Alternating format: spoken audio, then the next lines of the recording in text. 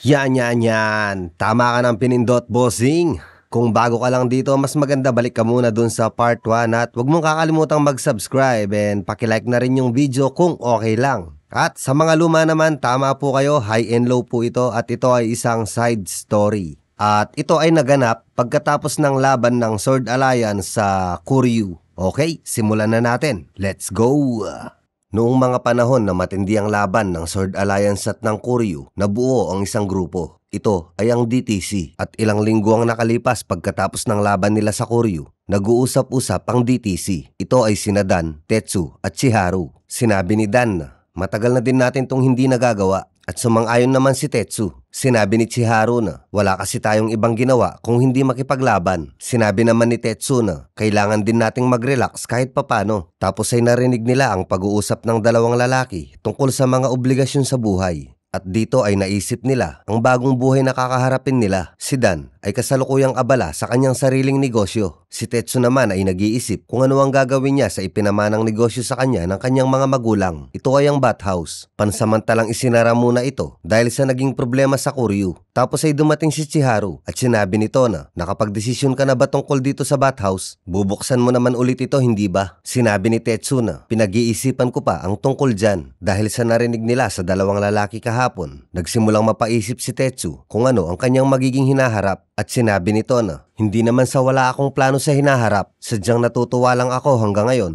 Dahil sa mga tagumpay natin sa pakikipaglaban, isa na dito ay nang maibunyag natin ang sikreto ng gobyerno. Pagkatapos nun, pagbalik ko sa normal na buhay, nakaramdam ako ng sobrang boring. Sinabi naman ni Chiharu na hindi na nakakagulat yun. Nasanay tayo sa maraming laban. Dagdag pa nito, at salamat sa Sword Alliance na binuo ni Cobra. Dahil doon, payapa na ang lugar natin ngayon. Sinabi ni Tetsu na kapag nag-quit na si Cobra at ang iba pa, tayo na ang magiging leader ng Sun Hoodlum Squad. Sinabi ni Chiharu na ayoko munang isipin yan. Sinabi naman ni Tetsu na magmula nang mawala si Smokey, nagkaroon na ng bagong leader ang Rude Boys. Ang Oyahay naman ay siguradong gagraduate na din. Sinabi ni Chiharu na oo naman, hindi naman sila pwedeng maging high school habang buhay. Sinabi naman ni Tetsu na parang hindi mo na nga sila matatawag na high school dahil sa kakayahan at mga itsura nila. Sinabi naman ni Chiharu na ang White Rascals naman ay mayroong SMG at ang Daruma family ay mayroong Daruma babies. Sinabi ni Tetsu na kailangan natin silang harapin. Hindi naman sa gusto ko silang makalaban. Hindi ko na maintindihan kung ano ang nararamdaman ko. Ang mga problema natin ngayon,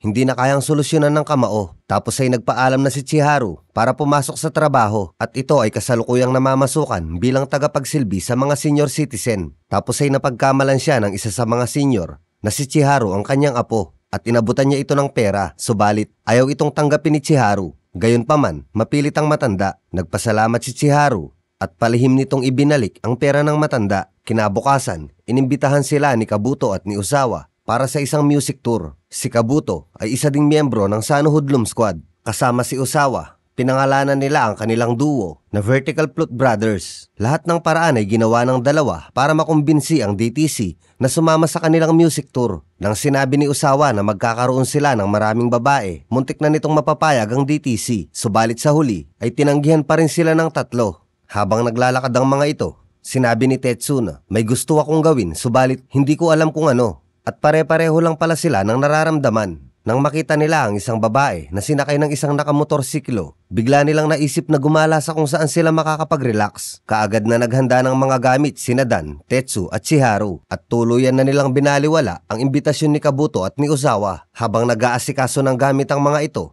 dumating si Yamato. Sinabi nito na inayos ko na ang mga motorsiklo nyo at inilagay ko na rin ang logo ng DTC sa inyong mga helmet. Sinabi ni Tetsu kay Yamato na the best ka talaga. Sinabi ni Yamato na walang tatalo o sasaya pa sa isang motorcycle trip. Dagdag pa nito, lumabas muna kayo sa sword area para makapaglibang at matuto ng iilang mga bagay. Sinabi naman ni Dan na plano ko talaga na mas matuto pa. Tapos ay nagsimula na silang maglakbay at nagtungo sila sa iba't ibang lugar.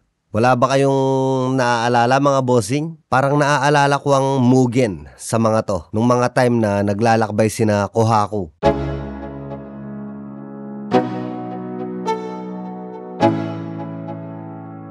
Let's go. Yo. I'm like an addict, do I gotta have it. I ain't even playing, got a really bad habit. If it moves, gotta grab it, fuse like a magnet. Lose, won't have it till I'm doomed in a casket. I ain't playing, got a weird mind. Pagsapit ng gabi, masayang nagkukwentuhan sina Dan, Tetsu at Chiharu. Sinabi ni Tetsu kay Dan na, kasalanan mo kung bakit sumali si Kanyo Kabuto sa Vertical Flute Brothers. Bakit ako? Sagot naman ni Dan. Sinabi ni Chiharu na, naisip ni Kabuto na binaliwala mo siya noong mga panahon na galit ka kay Cobra. Ito yung mga panahon na umalis sina Dan sa grupo ng Sano Hoodlum Squad at itinayo nila ang grupo ng DTC na ang ibig sabihin ay Dan, Tetsu at Chiharu at wala ditong Kabuto. Noon ay sinabi ni Kabuto na, paano naman ako? Subalit, hindi siya pinansin ni Dan. Sinabi ni Dan na, pwede naman si Kanyo Kabuto sa letter C. Sinabi ni Tetsu na, hindi letter C ang Kanyo Kabuto, letter K yun. Tapos ay nagtawanan ng mga ito. Kung hindi nyo natatandaan si Kabuto mga boss, siya yung nagwawala kapag naririnig niya yung salitang talangka or crab. Kaya tinawag siyang crabman. Kinabukasan, masaya silang nagpatuloy sa kanilang paglalakbay. Let's go.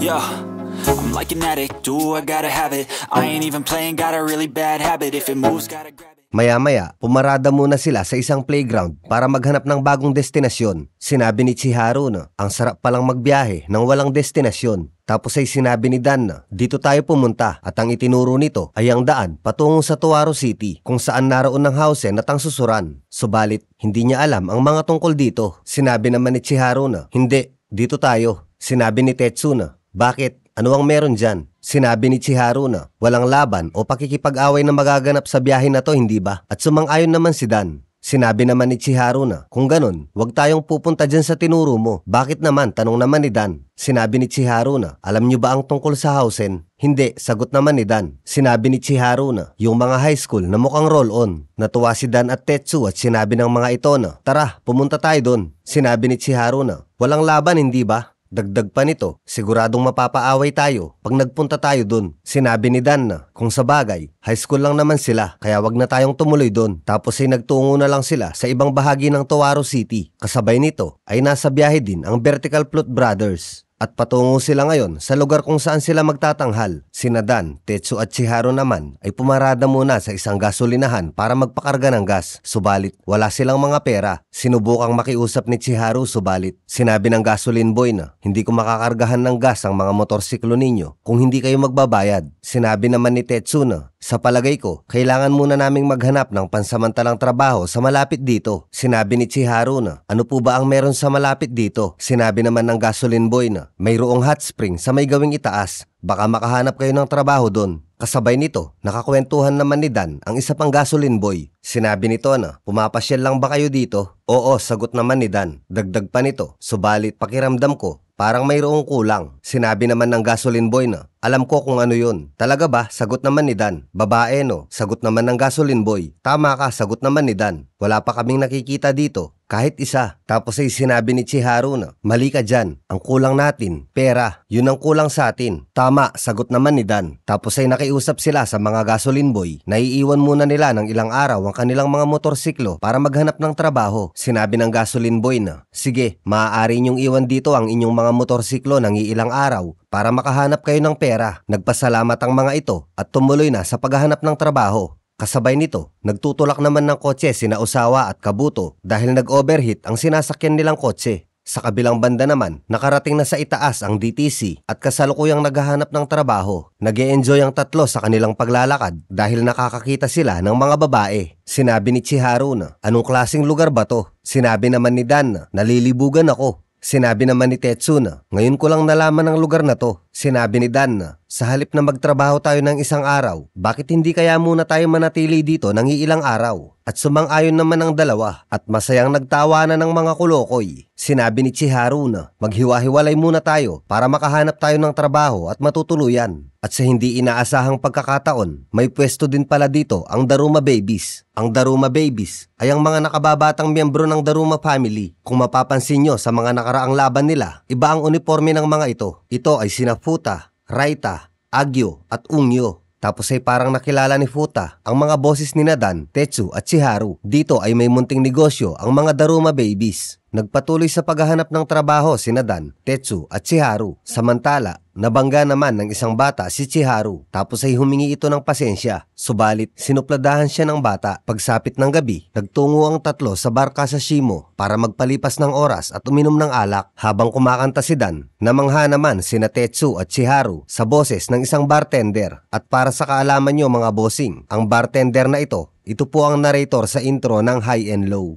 Sa kasamaang palad, hindi nakahanap ng trabaho at matutuluyan ang tatlong kolokoy na to. Tapos ay narinig ng bartender ang usapan ni Tetsu at Chiharu. Sinabi nito na, naghahanap ba kayo ng matutuluyan? Sinabi ni Chiharu na, tama po kayo, kanina pa po kami naghahanap. Tapos ay biglang sinabi ni Tetsu kay Chiharu na, paano nga pala tayo magbabayad dito? Sinabi ni Chiharu na, naku lagot, nawala sa isip ko. Sinabi naman ni Tetsu sa bartender na, pasensya na po, pwede po bang pagtrabahuhan na lang namin ng kabayaran para sa aming mga nainom? Dagdag pa ni Chiharu, at kung pwede po, kwartong matutuluyan na rin sana. Sinabi ng bartender na, sa Moritaya Inn, siguradong may trabaho silang maibibigay sa inyo at kwartong matutuluyan. Dahil dito, natuwa si Tetsu at Chiharu. Sinabi ng bartender na, tatawagan ko sila mamaya para sa inyo. At pumunta kayo doon ng alas 5 ng madaling araw. Nagulat ang dalawa dahil sa sobrang aga. Subalit, wala naman silang ibang pagpipilian. Kinabukasan sa Moritaya Inn, antok na antok pa ang tatlong kolokoy habang kinakausap sila ng tagapamahala. Siya si Mr. Miyazaki at sinabi nito na, sinabi sa akin ng may-ari ng bar Kasashimo ang tungkol sa inyo. Ngayon, kailangan ko munang makita ang trabaho nyo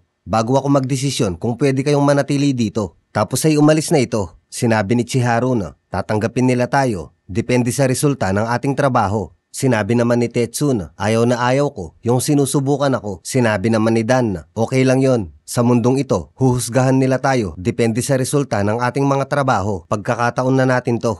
Tara na, magsimula na tayo. Sinabi ni Chiharu na tumatalino pala si Dan kapag bagong gising. Tapos ay nagsimula na silang magtrabaho. Sinimulang utusan ni Mr. Miyazaki si Chiharu. Bago pa ito makapagsimula, may bumati sa kanya na isang babae. At dito ay na-love at first sight si Chiharu. Siya si Mari Morita at siya ang may-ari ng Moritaya Inn. Sinabi nito na karamihan sa aming mga trabahador ay nagkasakit at hindi ko alam kung ano ang gagawin ko. Kaya nagpapasalamat ako dahil dumating kayo. Si Dan at Tetsu naman ay nagsimula na ring magtrabaho at sunod-sunod na ang ipinapagawa sa kanila. Let's go. Yeah. I'm like an addict, do I gotta have it. I ain't even playing, got a really bad habit. If it moves, gotta grab it, fuse like a magnet. Lose, won't have it till I'm doomed in a casket. I ain't playing, got a weird mind. If you work 8 hours, I'ma work 9. Sa hindi inaasahang pagkakataon, muling nabangga si Chiharu ng batang nakabangga sa kanya kahapon. At sa pagkakataon na to ay galit na galit si Chiharu. Sinundan niya ito para pagsabihan ng mga magulang ng bata. Subalit, bigla itong bumait nang makita niya na si Miss Mari pala ang nanay ng bata. At sinabi nito na, napakasweet na bata, siya si Megumi. Salamat, sagot naman ni Miss Mari. Habang break time naman, tinanong ni Dan si Chiharu kung nasaan si Tetsu. Hindi ko alam, sagot naman ni Chiharu. Tapos ay dumating si Mr. Miyazaki at nakasabay nila itong magmerienda. Sinabi ni Chiharu kay Mr. Miyazaki na, nakita ko ang may-ari na mayroon na siyang anak. Sinabi naman ni Dan na, wag mo nang pansinin ang mga bagay na yon. Tapos ay tinanong ni Dan si Mr. Miyazaki kung nakita niya si Tetsu. Subalit, hindi rin ito nakita ni Mr. Miyazaki. Ang hindi nila alam, pinagsasamantalahan na siya ng mga katrabaho nilang babae. Sinabi ni Tetsu na, may mga asawa na kayo hindi ba? Sinabi naman ng isa sa mga ito na, oo syempre, pero palaging may lugar para sa bagong ulam. Sinabi ni Mr. Miyazaki kay Dan at Chiharu na, oras na ng check-in. Dalhin nyo ang mga bag ng mga guests sa kanilang mga kwarto. Tapos ay dumating na si Tetsu at sumunod naman si Miss Mari. Sinabi nito kay Mr. Miyazaki na, mayroong problema, sumunod ka sa akin. Sinabi ni Chiharu na, nag-aalala ako kay Miss Mari, kayo na muna ang bahala dito. Tapos ay sumunod ito. Sinabi ni Chiharu na, ano ang problema? Sinabi naman ni Miss Mari na, yung mga musician na magtatanghal dapat ngayong gabi, bigla nilang sinabi na hindi sila magtatanghal. Madami pa naman ang umaasang magtatanghal sila. Sinabi ni Mr. Miyazaki na, nagtataka nga ako kung ano ang nangyari. Sinabi ni Miss Mari na, sana malaman natin kung bakit. Aalamin ko, sagot naman ni Mr. Miyazaki. Sinabi ni Chiharu na, sino ba sila? Sinabi naman ni Mr. Miyazaki na, sila ang Vertical Flute Brothers. Nagulat si Chiharu dahil kilala niya ang dalawang ito. Kasabay nito, tinawag sina Dan at Tetsu dahil mayroong bagong dating na bisita. At nang makita nila ito, nagulat ang dalawa dahil ang mga ito pala ay ang SMG ng White Rascals. Ang SMG ay ang mga bagong miyembro ng White Rascals. Ito ay sina Heidi, Marco, Lassie at Cosette. Sinabi ni Marco na, ano ang ginagawa nyo dito? Sa kabilang banda naman, ayaw magtanghal ni Kabuto dahil sa sobrang kaba sapagkat ito ang unang beses na magtatanghal sila. Nagtatalo ang dalawa dahil gusto pa ring magpatuloy ni Osawa samantalang ayaw naman ni Kabuto. Tapos ay biglang pumasok si Chiharu at sinabi nito na ang lakas ng loob nyo na gumawa ng problema dito. Nagulat ang dalawa nang makita nila si Chiharu. Sinabi ni Osawa na, ano ang ginagawa mo dito? Wala kang pakialam, sagot naman ni Chiharu at sinabi nito na magtatanghal kayo dahil kung hindi, sisipain kita. Tapos ay sinipa niya na ito. Sinabi ni Osawa na, sinipa mo na ako eh. Alam mo ba na mas matanda ako sa'yo? Tapos ay sinabi nito na, si Kabuto ang ayaw magtanghal. Sinabi naman ni Kabuto na, hindi natin kakayanin ito kung tayong dalawa lang. Tapos ay sumilip sina Miss Mari at Mr. Miyazaki. Sinabi ni Miss Mari na, okay lang ba kayo dyan? Sinabi naman ni Chiharu na, huwag kayong mag-alala, magtatanghal sila. Ako na ang bahala dito. Sabay pakyut kay Miss Mari. Sa kabilang banda naman, nakangiting sinabi ni Dan sa mga White Rascals na, sabihin nyo lang kung may kailangan pa kayo. Muling tinanong ni Marco kung bakit sila nandito. Sinabi ni Dan na, mahabang kwento. Sinabi naman ni Tetsu na, kayo, bakit kayo nandito? Sinabi naman ni Cosette na, wala kaming ginawa nitong nakaraan kung hindi makipaglaban. I ain't playing, got a weird mind. If you work 8 hours, I'ma work 9. If the shit tastes sour, you should taste mine. I'ma stay in power for a long time. Get up, nah, I ain't a quitter. Toss me the ball, I'm a really big hitter.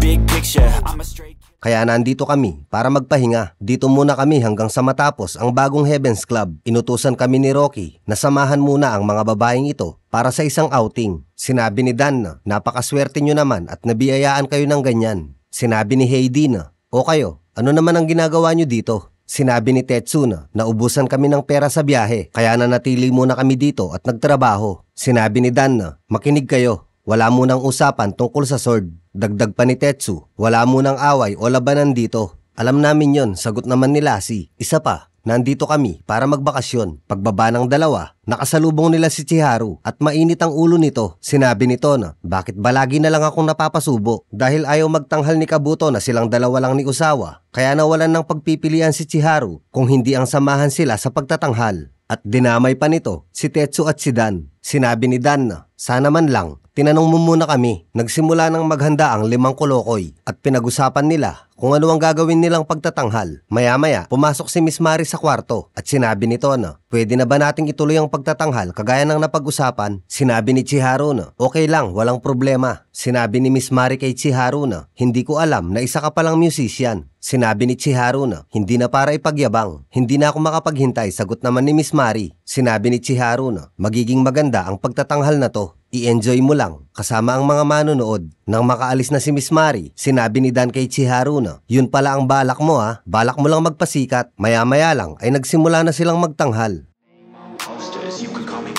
I got all the voters. I swear to God, I've been at it for a minute. Climbing to the top, and this music was my ticket. Found a way to grind, turn a passion to a business. No limit, I'ma get it, having millions as a witness. I'm addicted to winning, living up every single day. I'll be fighting and building up in a million different ways. I don't think I can stop, I think I need the chase. I love to race, and I'm running till I'm first place. Long nights, long flights, I'ma make it big. Big dreams, big sights since I was a kid. Doing things that I like, let the pieces fit. I like the pain, feel alive when I'm under it. I could change, adapt, do what I need to. All these obstacles, they look and see through. Don't let the anger out, just let it feed you. I'll see you at the top, just let me teach you.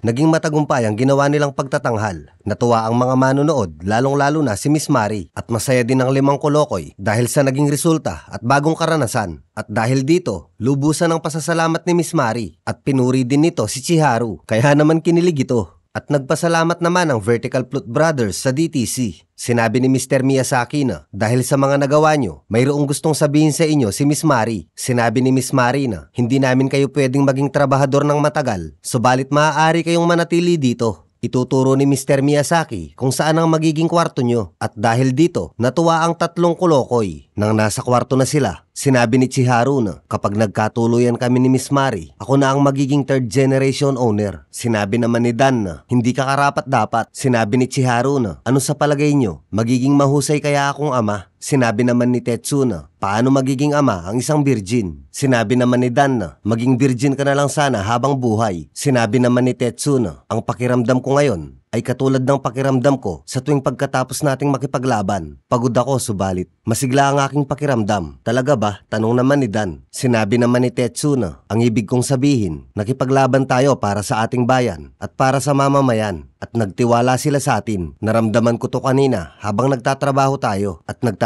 tayo para tulungan ng iba. Hindi ba't magkatulad lang sila? Sinabi naman ni Chiharu na nagtatrabaho tayo para sa pera at para sa ating mga pangarap. Pero kapag kinalimutan natin na ginagawa natin ito para sa ibang tao, hindi mo na maiisip kung bakit mo ito ginagawa. Sinabi ni Dan na napakatalino mo talaga, Tetsu. Sinabi ni Tetsu na mas pagbutihan pa natin bukas. Tapos ay natulog na ang mga ito. Kinabukasan, nagkasalubong si Miss Mari at si Mr. Miyazaki. At dahil medyo magulo pa ang damit ni Mr. Miyazaki, inayos ito ni Miss Mari. Subalit ang hindi nila alam, pinagmamasdan pala sila ni Megumi mula sa kabilang bintana. Tapos ay dumating si Dan at sinabi nito na mukhang masaya sila, hindi ba? Subalit hindi ito nagugustuhan ng bata at sinabi nito na hindi ko kayang tanggapin. Sinabi naman ni Dan na bakit hindi? Ano ba ang masama kung masaya silang magkasama? Pwede mo siyang maging bagong ama. Hindi sumagot si Megumi at umalis na ito. Hindi ito matanggap ni Megumi dahil naiisip nito ang kanyang yumaong ama. Sa kabilang banda naman, sinabi ni Chiharu kay Mr. Miyazaki na balita ko, nagkakamabutihan kayo ni Miss Mari. Masaya na rin ako, basta masaya si Miss Mari. Pasayahin mo siya palagi dahil kung hindi, bubugbugin kita. Medyo gulat na sumang-ayon si Mr. Miyazaki. Ito ang unang pagkakataon na na-inlove si Chiharu. Sinabi ni Chiharu na plano niyong magpakasal, hindi ba? Nag-propose ka na ba sa kanya? Sinabi ni Mr. Miyazaki na hindi, wala akong balak. Inirerespeto ko ang kanyang yumaong asawa. Sinabi ni Chiharu na wala akong pakialam sa bagay na yon. Mahal mo siya, hindi ba? Sinabi ni Mr. Miyazaki na oo naman, syempre. Sinabi ni Chiharu na kung ganon, ipagtapat mo sa kanya ang tunay mong nararamdaman. Sinabi ni Mr. Miyazaki na maraming beses ko nang pinag-isipan yan.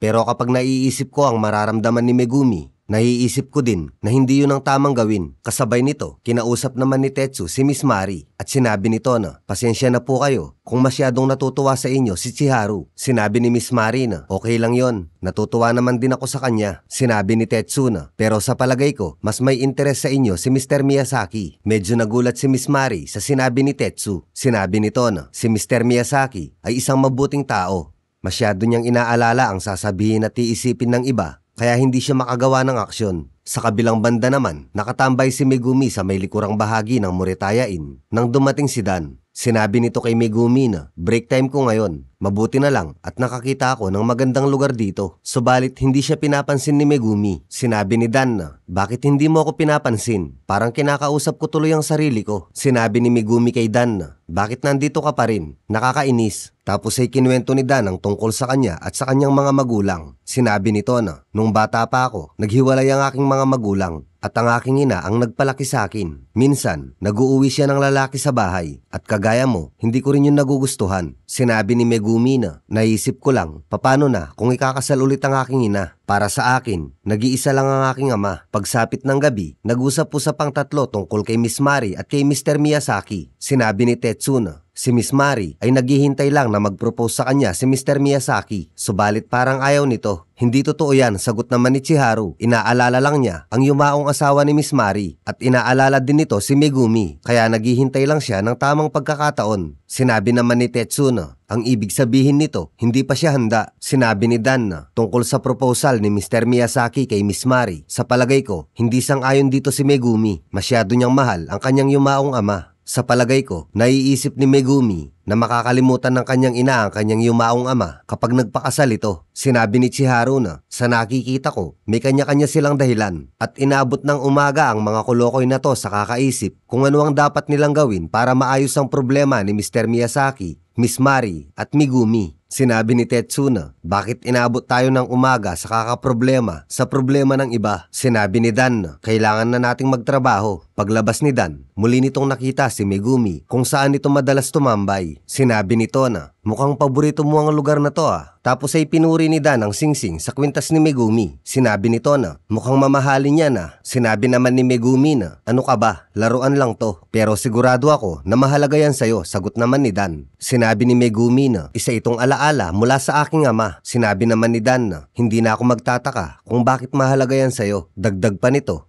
Alam mo ba na ang kasalukuyan ay kasing halaga din ng iyong nakaraan? Sa kabilang banda naman, sinabi ni Tetsu kay Miss Mari na, bakit hindi mo pakasalan si Mr. Miyazaki? Sinabi naman ni Miss Mari na, gusto kong magpakasal. Subalit, ayaw kong baliwalain ang kagustuhan at nararamdaman ni Megumi. Isang gabi sa bar Kasashimo, patuloy pa ring pinoproblema ng mga kolokoy ang sitwasyon ni na Mr. Miyazaki, Miss Mari at Megumi. Tapos ay nakaisip sila ng paraan kung ano ang dapat nilang gawin. Kinabukasan, muling kinausap ni Chiharu si Mr. Miyazaki at sinabi nito na, may gusto lang akong linawin ulit sa'yo. Ano yon? Sagot naman ni Mr. Miyazaki. Sinabi ni Chiharu na, in love ka ba talaga kay Miss Mari? Sinabi ni Mr. Miyazaki na, oo, gusto kong pasayahin si Miss Mari at si Megumi. Tapos ay sinabi ni Chiharu kay Mr. Miyazaki kung paano nila kukumbinsihin si Miss Mari at si Megumi. Dagdag pa nito, magsisisi ka lang kung itatago mo ang tunay mong nararamdaman at kung hindi ka magpapakatotoo, makukumbinsi lang natin si Megumi kung ipagtatapat mo ang tunay mong nararamdaman. Sinabi ni Mr. Miyazaki na, tama ka, at dito ay nakumbinsi na nila si Mr. Miyazaki. At si Dan naman ang inutusan nila para kausapin si Megumi. Maya-maya lang ay dumating na ito at sinabi nito kay Dan na, maaari mo ba akong samahan mamaya? Sa kabilang banda naman, nagsimula ng kumilos si Tetsu at ginising nito ang mga SMG White Rascals para hingan ng tulong at ganun na din ang Vertical Flute Brothers. Kasabay nito, naging palagay na ang loob ni Megumi kay Dan kaya nagpasama ito sa kanya. Sinabi ni Megumi kay Dan na, madalas kaming isama dito ng aking ama noong nabubuhay pa siya at dito din ako nagpupunta sa tuwing hindi maganda ang araw ko at kung minsan naman, tumatambay din ako sa kotse ng aking ama. Sinabi ni Dan na, nasa iyo pa rin ang kotse niya? Sinabi ni Megumi na, oo, nakaparada ito sa garahe ng lolo ko. Sa kabilang banda naman, kumilos na ang SMG White Rascals para sa hinihiling ni Tetsu. Sinabi ni Marco na, huwag niyo sanang mamasamain. Subalit, ginagawa namin ito para sa dalawang babae. Ang tinutukoy ni Marco ay si Miss Mari at si Megumi. Tapos ay dumiretso na sila kung saan gagawin ng pagtatanghal na binabalak nila para kay Miss Mari at kay Megumi. Dito ay sinimulan na nilang pag-usapan kung ano ang gagawin at kung ano pa ang mga kakailanganin. Kasabay nito, ipinakilala ni Chiharu kay Mr. Miyazaki ang mga taong tutulong sa kanila. Nagulat si Mr. Miyazaki at sinabi nito na, sino sila? Sinabi ni Chiharu na, espesyalista sila sa mga ganitong bagay. Tapos ay biglang dumating ang Daruma Babies. Sinabi ni Tetsu na, hindi tayo makakagawa ng magandang party kung wala ang Daruma family. Nagpatuloy sila sa pagbuo ng mga plano. Tapos ay dumating na si Tetsu kasama si Mr. Miyazaki. At sinabi nito na, pinakikilala ko sa inyo ang bida ngayong gabi. Siya si Mr. Miyazaki. Tapos ay nagpasalamat si Mr. Miyazaki sa lahat ng tumulong. Ang Vertical Flute Brothers naman ang pumalit sa trabaho ni Dan, Tetsu at Chiharu para maasikaso nila ang lahat ng ito. Kasabay nito, namangha si Dan sa ganda ng tanawin. Subalit, biglang nalungkot si Megumi dahil nakita nito ang isang buo at masayang pamilya at dahil dito, muli niyang naalala ang kanyang ama. Sinabi nito kay Dan na, ano ba ang dapat kong gawin? Sinabi naman ni Dan na, magandang tanong yan. Dagdag pa nito, hindi mo kailangan ikumpara ang iyong ama kay Mr. Miyazaki. Kung nag-aalala ka naman sa iyong ina, ang isa sa mga pwedeng paraan ay bigyan mo ng pagkakataon si Mr. Miyazaki na maging bahagi ng inyong pamilya. Sinabi ni Megumi na, naiintindihan ko na, malamang ay tama ka. Tapos ay hinubad nito ang kwintas at itinapon ito sa dagat. Nagulat si Dan at sinabi nito na, bakit mo ginawa yon? Sinabi ni Megumi na, dahil yun ang gusto ko. Tapos ay umalis na ito. Habang naglalakad ang dalawa, naipaliwanag na ni Dan kung ano ang mga plano nila. Sinabi ni Megumi na, naiintindihan ko na, isa itong sorpresa hindi ba? Sinabi ni Dan na, oo, susunduin kita bukas. Sige, magkita tayo bukas, sagot naman ni Megumi. Sa kabilang banda naman, tapos na silang mag-setup at magdisenyo sa tulong ng White Rascals at Daruma family. At ngayon, ay kasalukuyan na lang silang nag-iensayo. Tapos ay muntik pang mag-away sina Puta at Chiharu. Subalit, kaagad naman silang naawat. Tapos ay dumating si Dan at nagmamadali ito. Sinabi ni Puta na, ang party na ito ay nakasalalay sa inyo.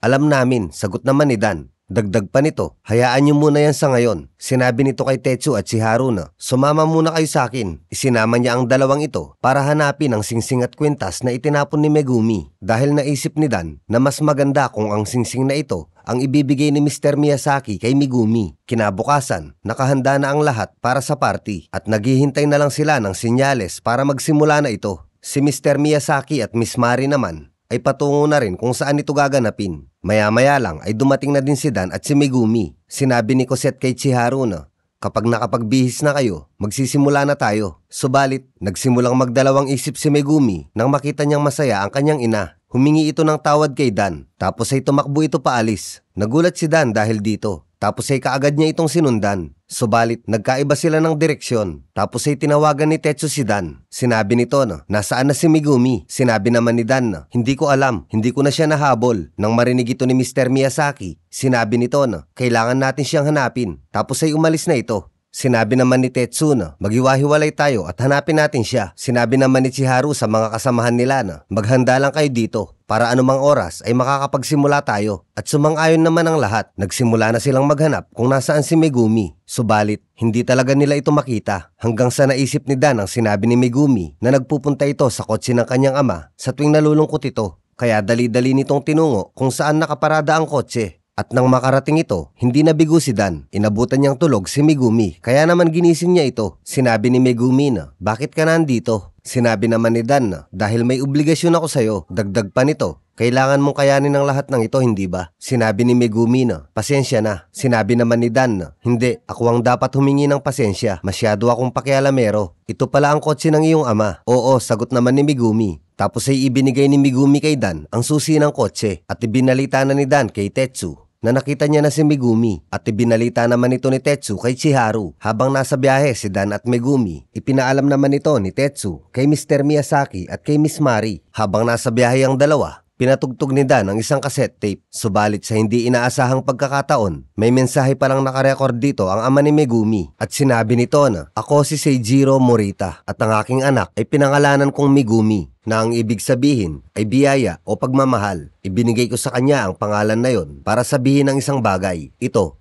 ay ang mahal na mahal ko siya. Nahihiya kasi ako sa kanya na sabihin yun ng harapan. Kaya sa tuwing tinatawag ko ang pangalan niya, sinasabi ng puso ko na mahal ko siya. Gusto kong sabihin sa kanya yun palagi. Kaya yun ang ibinigay kong pangalan sa kanya. Hanggang sa paglaki niya, gusto kong maramdaman niya na may nagmamahal sa kanya sa tuwing may tatawag sa pangalan niya. Sinabi ni Dan na, alam kong masaya na ngayon ang iyong ama dahil mayroong nagmamahal sa'yo. Ang tinutukoy ni Dan ay si Mr. Miyazaki. Tapos ay pumarada muna sila saglit. Sinabi ni Dan na, alam kong isinuko mo na ang ilang mga bagay. Subalit hindi mo pwedeng isuko ang kasiyahan mo. Dagdag pa nito, alam mo ba kung ano ang paraan para hindi ka sumuko? Ito ay ang pagsubok palagi. Subukan mo lang ng subukan. Kahit anuang mangyari, sa paraan na yon, palagi kang makakakita ng pagkakataon para maging masaya. Dahil sa mga sinabi ni Dan, naliwanagan si Megumi at sinabi nito na, maaari pa ba natin kausapin si Mr. Miyazaki para mag-propose sa aking ina? Oo naman, sagot naman ni Dan. Tapos ay itinuro nito na parating na si Tetsu at Chiharu. Sa kabilang banda naman, nagsimula na silang maghanda nang malaman nila na tuloy na ang party. Ang DTC naman kasama si Megumi ay nagsimula ng bumiyahe patungo sa party. Pagdating nila sa lugar kung saan ito gaganapin, nakahanda na ang lahat. Medyo kinakabahan si Dan. Sinabi ni Tetsu na, ibigay natin ang lahat ng makakaya natin. Sinabi ni Chiharu na, ano ba ang problema? Sinabi naman ni Dan na, palaging nandito si Cobra sa mga ganitong pagkakataon. Subalit, wala siya dito ngayon. Kinakabahan ako. Tapos ay nagsimula na silang magsenyasan at maya-maya lang nagsimula na ang proposal party. I feel like I'm losing my mind. Is everybody in the world blind? Please Lord give me a sign, a sign. I feel like I'm losing my mind. Is everybody in the world blind? Please Lord give me a sign, a sign. I wanna be the greatest. Everybody on the fake shit. I look around and feel like everybody is the fakest. I make this every day and I'm impatient, hoping one day I blow up from the basement. Statement, the top is so vacant. I don't hear shit that I think is amazing. Waiting for my day when I'm playing sold out shows for 1,000 faces. Hey, give me that crown, get in my way and to be put down. It ain't your place, all this my town. If I want that shit, then I'll get it right now. I'm losing it, the noose it fits some loose shit. A stupid myth, you choose to live or choose to dip. You choose to fight or lose your grip and lose a gift. Oh, I feel like I'm losing my mind. Is everybody in the world blind? Please Lord give me a sign, a sign.